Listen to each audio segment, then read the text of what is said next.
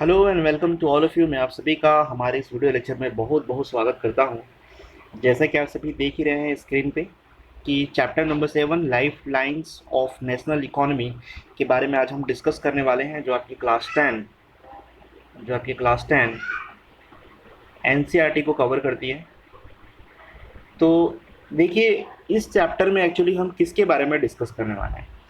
तो इस चैप्टर के नाम से ही पता चल रहा है कि लाइफ लाइंस के बारे में डिस्कस करने वाले हैं, मतलब कौन कौन से ऐसे एरिया हैं जो आपको ट्रांसपोर्टेशन प्रोवाइड करते हैं और उसके साथ ही वो हमारी इकोनॉमी में भी, हमारे कंट्री की इकोनॉमी में भी हेल्पफुल होते हैं। तो जैसे देखिए, डेली लाइफ में आप कुछ न कुछ ऐसी चीज़ें यूज़ करते हैं, जैसे किसी तरीके का गुड्स एंड सर्विसेज का आप इस्तेमाल करते हो। गुड्स में आ गया, जैसे कि आप एग्जांपल के लिए देख सकते हो कि आप अपने बाइक का इस्तेमाल कर रहे हो, आप अपनी कार का इस्तेमाल कर रहे हो, टेलीविज़न इस्तेमाल कर रहे हो। तो ये सभी चीज़ें गुड्स में आती हैं। अब फिर उसके बाद आप पढ़ने के लिए स्कूल जा रहे हो, कॉलेजेस जा रहे हो, आप बस से जा रहे हो, ट्रेन से जा रहे हो, तो ये सभी क्या होती हैं? सर्विसेज होती हैं। तो इन सभी का हम कहीं न कहीं किसी न किसी फॉर्म पे यूज़ कर रहे हैं। तो अगर हम इन सब के बारे में देखें तो क्या है ये गुड्स और सर्विसेज? देखिए, गुड्स और सर्विसेज जो होती है, ये डिपेंड करती है इसके डिमांड पे। किस पे डिपेंड करती है? इसके डिमांड पे। अब कोई भी गुड्स मान लीजिए, जैसे एग्जांपल के लिए मैं आप लोग को एग्जांपल बताऊंगा, जैसे कि पार्ले बिस्किट है। अब ये पार्ले बिस्किट है, अब इसकी डिमांड मार्केट में उस टाइम पे ज़्यादा थी। तभी जो है एक प्रोग्राम आता था टेलीविजन पे, शक्तिमान, उसमें पार्ले जी का एडवर्टाइजमेंट आता था। तो उसमें बार बार पार्ले जी बोला गया, तो लोगों को लगा कि शक्तिमान पार्ले जी खाता होगा भाई, तो उसकी डिमांड बढ़ गई, तो हमें भी खाना चाहिए, तो हम भी शक्तिमान जैसे हो जाएंगे। तो इसकी डिमांड जैसे ही बढ़ी तो इसकी सप्लाई क्या हो गई मार्केट पे, ये भी ग्रोथ करने लगी, ये भी बढ़ने लगी। क्लियर है आप सभी को? बिल्कुल। ठीक उसी तरीके से किसी भी गुड्स की या किसी भी सर्विसेज की अगर मार्केट में डिमांड बढ़ जाती है तो ऑटोमेटिकली उसकी सप्लाई को बढ़ना लाजमी सा बात है। अब देखिए, यहाँ पे हम बात कर रहे हैं एक्चुअली ट्रांसपोर्टेशन के बारे में, जैसा कि मैंने कहा। तो जैसे यहाँ पे कुछ इंफॉर्मेशन दिया हुआ है कि some people are engaged in facilitating these movements. अब यहाँ पे देखिए, these are known as traders. अगर मान लीजिए आपको जो भी गुड्स एंड सर्विसेज आपको जो प्रोवाइड करा रहा है, आप उसे क्या कहोगे? आप उसे कहोगे ट्रेडर्स। आप उसे किस नाम से जानोगे? ट्रेडर्स के नाम से जानोगे। अब वो आपको प्रोडक्ट जो है पहुंचा रहा है, अब दिल्ली का कोई प्रोडक्ट है भाई, वो आपको पूना पहुंचाना है, तो वो कैसे पहुंचाएगा? ट्रांसपोर्टेशन के थ्रू पहुंचाएगा, ऑब्वियस सी बात है। तो इसी के लिए हम यहाँ पे बात करने वाले हैं आगे जा करके कि ये ट्रांसपोर्टेशन का मीन्स क्या है। तो देखिए, एक्चुअली ट्रांसपोर्टेशन जो है ये 3 पार्ट में बेसिकली कैटेगराइज किया गया है अकॉर्डिंग टू एनसीईआरटी। कौन कौन सी कैटेगरी है इसकी? पहला है लैंड, वाटर और एयर। ये तीनों ट्रांसपोर्टेशन के फॉर्म है, मतलब land transportation, water transportation, air transportation. Land transportation में आप देखोगे कि वो आपको रोड रोड मिलेंगे, रोडवेज जितने भी हैं, रेलवेज मिलेगा, पाइपलाइंस मिलेगा। इन सब के बारे में हम कंटिन्यूसली आज डिस्कशन करने वाले हैं और इसी के बारे में हमारा चैप्टर है। दूसरी चीज, अगर वाटर ट्रांसपोर्टेशन के बारे में देखोगे तो इनलैंड होगा, आपका ओवरसीज होगा। एयर ट्रांसपोर्टेशन के बारे में देखोगे तो डोमेस्टिक ऑलवेज है ना, डोमेस्टिक पर्पज से भी होता है, डोमेस्टिक के लिए भी होता है, यानी एक जगह से दूसरी जगह एक ही कंट्री के अंदर में, और एक इंटरनेशनल एयरवेज भी होता है। तो ये दोनों जो है ट्रांसपोर्टेशन की तीनों पार्ट जो है इसके ट्रांसपोर्टेशन को बता रहा है।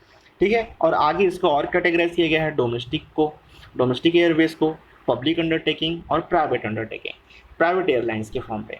तो अब आइए इसी के बारे में हम डिस्कशन करते हैं बिना देरी किए। सबसे पहले हम देख लेते हैं ट्रांसपोर्ट में रोडवेज। अब देखिए, इंडिया जो है वो काफ़ी बड़ी कंट्री है, काफ़ी बड़ा पॉपुलेशन है वर्ल्ड में। इसका जो है वो सेकंड नंबर पे आता है, आपको पता होगा। तो लगभग यहाँ पे जो रोड बनाए गए हैं उसकी जो अगर आप मेजरमेंट करते हैं तो वो 56 लाख किलोमीटर के आसपास होते हैं। ठीक है, अब ये एक इम्पॉर्टेंट पॉइंट हो गया नोट डाउन करने वाला, आप नोट कर सकते हो इसको। अब इसके बाद देखिए, यहाँ पे रोडवेज तो बनाए गए हैं, लेकिन उसके साथ ही साथ रेलवेज भी बनाए गए हैं। जो रेलवे जो है आपको एक जगह से दूसरी जगह ले जाने में बहुत ज़्यादा हेल्पफुल करता है, लेकिन सारी जगहों पे रेलवे लाइन नहीं खींच पाई है, तो इसलिए लोग जो है बाय रोड भी ट्रैवलिंग करना पसंद करते हैं। अभी हाल ही के दिनों में जैसे कोविड का लॉकडाउन जो हो रहा था, उसमें बहुत सारे लोग रोडवेज का बहुत इस्तेमाल कर रहे थे आने जाने के लिए, क्योंकि रेलवेज में कुछ डिसिप्लिन थे और कुछ रूल्स थे जिसको फॉलो करना इंपॉर्टेंट था, और सबके लिए वो आसान नहीं होते थे। अब यहाँ पे देखिए कि the growing importance of road transport. ठीक है, rail transport is rooted in the following reasons. अब देखिए यहाँ पे क्या है कि क्या यहाँ पे इंपॉर्टेंस है। किस तरीके से ये ग्रो कर रहा है, ये रोड ट्रांसपोर्ट, रेलवे ट्रांसपोर्ट। तो सबसे पहले तो construction cost of the road is much lower. Road, इसलिए मैंने कहा ना आपको कि कोविड के टाइम पे क्या हुआ था कि रोड से लोग आना जाना स्टार्ट कर दिए थे। वो बाई रोड आते थे तो ज़्यादा इजी पड़ता था, अपनी सुविधा से आते थे, या बस के थ्रू आते थे, या कार के थ्रू आते थे। तो यहाँ पे क्या है कि रेलवेज की जगह पे अगर आप रोडवेज बनवाते हो तो आपको कॉस्ट कम पड़ता है, और रेलवे लाइन के लिए आपको ज़मीन खरीदनी पड़ेगी, पेड़ कटवाने पड़ेंगे, फिर पता नहीं किसका ज़मीन है वो केस करेगा, फिर उसको केस लड़ना पड़ेगा, है ना। काफ़ी सारी दिक्कतें होती हैं।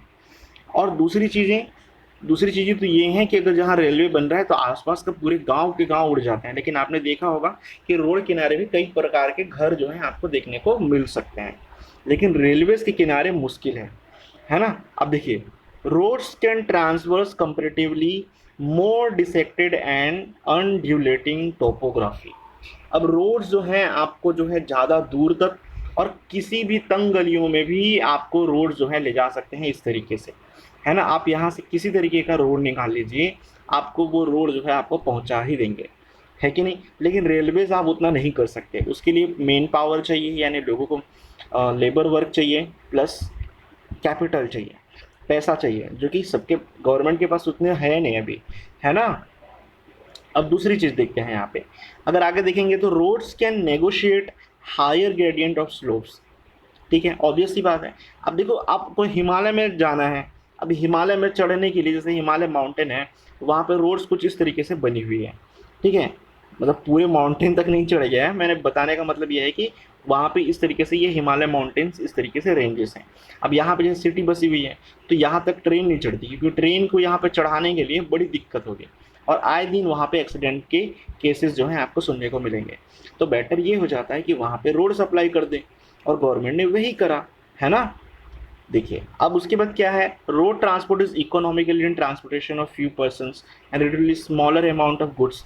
अब यहाँ पे देखिए, रोड ट्रांसपोर्ट क्या है, वो इकोनॉमिकली कुछ लोगों को हैप्पीली लगता है वो, है ना। मतलब कि वो अपने बजट के हिसाब से, अपने टाइमिंग के हिसाब से कहीं आ जा सकते हैं, तो इसलिए रोड ट्रांसपोर्ट जो है ज़्यादा बेटर फील होता है, ठीक है। अब इसमें क्या है, रोड ट्रांसपोर्ट में वो डोर टू डोर सर्विस होती है, मतलब वो जैसे एक गांव से दूसरे गांव जो है वो बस जाती रहेगी, वहाँ से लोगों को उठा के ले जाती रहेगी, है ना, घरों के सामने से होकर के गुजरती है। तो बस छूटना किसी का शायद पॉसिबल नहीं होगा, कोई एक आध बंदा होगा जो काफ़ी लेजी होगा, उसका बस छूट सकता है, लेकिन ट्रेन अमूमन लोगों की छूट जाती है, ठीक है। फिर उसके बाद देखिए, road transport is use as a feeder to the other modes of transport such as they provide a link between the railway stations and seaports। अब देखिए, रोड ट्रांसपोर्ट जो है आपको एक और हेल्प करती है, आपको रेलवे स्टेशन तक जाने के लिए भी रोड ट्रांसपोर्ट की जरूरत पड़ेगी, आपके घर से तो ट्रेन उठा के लेके नहीं जाएगी आपको, तो कहीं ना कहीं रेलवेज तक पहुंचने के लिए भी रोड हेल्प कर रही है। अगर आप एयरपोर्ट जा रहे हो, सी पोर्ट जा रहे हो, तो वहाँ पे भी अगर वहाँ पे रोड नहीं बनी हुई है तो आप नहीं पहुँच सकते। अब कोई किसी को एयरपोर्ट जाना है तो हवा में उड़ के थोड़ी ना जाएगा भाई, है ना। तो ऑब्वियस सी बात है, वो रोड के थ्रू जाएगा। तो इसलिए रोड ट्रांसपोर्ट बहुत ही इंपॉर्टेंट है। देखिए, आपके एग्जाम में पूछ सकता है कि रोड ट्रांसपोर्ट ट्रेन ट्रांसपोर्टेशन से या रेलवे से किस तरीके से हेल्पफुल है, तो आपको वहाँ पे उसके साइड में आपको कुछ पॉइंट्स वहाँ पे बताने पड़ेंगे, ठीक है। तो ये इसका आंसर हो गया। अब जैसे देखिए, यहाँ पे क्या है, इंडिया में अगर आप देखेंगे तो roads are classified in the following 6 classes. Roads को भी अलग अलग क्लासेस में क्लासीफाई किया गया है। आपने सुना होगा कि नेशनल हाईवेज होते हैं कुछ कुछ, तो उसी तरीके से यहाँ पे इसको 6 पार्ट्स में डिवाइड किया गया है। सबसे पहले में अगर आप देखते हैं तो गोल्डन क्वाड्रिलेटरल सुपर हाईवेज, ठीक है। और उसके बाद अगर आप देखते हैं तो आता है आपका नेशनल हाईवेज, ठीक। और इसी तरीके से आप यहाँ पे हम नेक्स्ट टू नेक्स्ट देखते जाएंगे हर एक पॉइंट को। स्टेट हाईवेज होते हैं, डिस्ट्रिक्ट हाईवेज होते हैं, अदर रोड्स होते हैं, ठीक है, और बॉर्डर रोड्स होते हैं। तो इन सब के बारे में अभी हम डिस्कशन करने वाले हैं। सबसे पहले मैं आपको बता दूं बॉर्डर रोड्स के बारे में। बॉर्डर रोड्स का मतलब क्या होता है कि जैसे कोई भी दो कंट्री है, जैसे मान के चलिए हमारा इंडिया है और यहाँ पे है पाकिस्तान, ये पाकिस्तान है और ये हमारा इंडिया, तो इसके बीचों बीच यहाँ पे एक रोड होगा ही होगा, जो कि आपको इंडिया से पाकिस्तान लेके जाएगा, है ना। दिल्ली से पंजाब होते हुए आप पाकिस्तान एंटर करते हो, तो वो जो रोड है उसको आप क्या कहोगे, उसे बॉर्डर रोड कहोगे, क्योंकि जब आप दो नेशन को क्रॉस करो तो बॉर्डर रोड हो जाता है वो, है ना। तो इसके बारे में आपके एनसीईआरटी में यहाँ पे एक छोटी सी इंफॉर्मेशन दे रखी है कि यहाँ पे देखिए, यहाँ पे कुछ ऑर्गेनाइजेशन स्टैब्लिश किए गए हैं बॉर्डर रोड बनाने के लिए, वो किए गए थे 1960s में, ठीक है। और डेवलपमेंट ऑफ रोड और strategic importance in the northern and northern eastern border areas, ताकि ये जो है हमारे इंडिया के जो नॉर्दर्न पार्ट है, ये नॉर्दर्न पार्ट है, यहाँ पे एक रोड बना सकें। और दूसरी तरफ अगर आप ईस्टर्न की तरफ जाते हैं, ईस्ट की तरफ जाते हैं, जो कि यहाँ पे चाइना है, तो चाइना और इंडिया के बीच में यहाँ पे एक रोड बनी हुई है, ठीक है, जो तिब्बत से होकर के गुजरती है। तो इन सब का इस्टेब्लिशमेंट जो है 1960 में हुआ था। अगर आप बात करें अदर रोड्स के बारे में, तो अदर रोड्स क्या होता है? अदर रोड्स देखिए, जो रूरल एरियाज़ में जो रोड होते हैं, ठीक है, जो एक गांव को दूसरे गांव से जोड़ने का काम करते हैं, ठीक है। और उसको बनाने में कौन हेल्पफुल होते हैं? तो ग्रामीण सड़क योजना के तहत जो है उसको बनाया जाता है, जो कि प्रधानमंत्री ने उसको लागू किया था, यानी आपके प्राइम मिनिस्टर ने, ठीक है। कुछ स्पेशल प्रोविजन के थ्रू ग्रामीण सड़क योजना जो अटल बिहारी वाजपेयी जी थे, उन्होंने इसका प्रारंभ किया था। मैं आपको बता देता हूँ, उन्होंने इसका स्टार्टिंग किया था। फिर उसके बाद बात आती है डिस्ट्रिक्ट रोड। डिस्ट्रिक्ट रोड में क्या होता है? आप एक डिस्ट्रिक्ट को दूसरे डिस्ट्रिक्ट से कनेक्ट करते हो। जैसे अगर मान लो आप किसी एक डिस्ट्रिक्ट में रह रहे हो जिसका नाम है अगर रायपुर, और रायपुर को बिलासपुर से अगर कनेक्ट करने वाली कोई रोड है, तो वहाँ पे वो क्या हो जाएगा? डिस्ट्रिक्ट रोड होगा। अच्छा, ऐसे रोड का कौन कंस्ट्रक्शन कराएगा? ऐसे रोड का कंस्ट्रक्शन का काम जो है वो जिला परिषद का होता है दोस्तों, ओके, काउंसिल ऑफ डिस्ट्रिक्ट का होता है वो। क्लियर हो गया? उसके बाद आता है स्टेट हाईवेज। स्टेट हाईवेज क्या होते हैं? स्टेट हाईवेज का पूरा काम जो है वो पीडब्ल्यूडी संभालती है, यानी public work department, state public work department. ये क्या काम करती है? दो स्टेट को कनेक्टिविटी करने का काम करती है, दो स्टेट को जोड़ने का काम करती है, ठीक है। तो ये इन सब का बहुत ही इंपॉर्टेंट रोल होता है। अब उसके बाद हम यहाँ पे बात करते हैं गोल्डन क्वाड्रिलेटरल सुपर हाईवेज।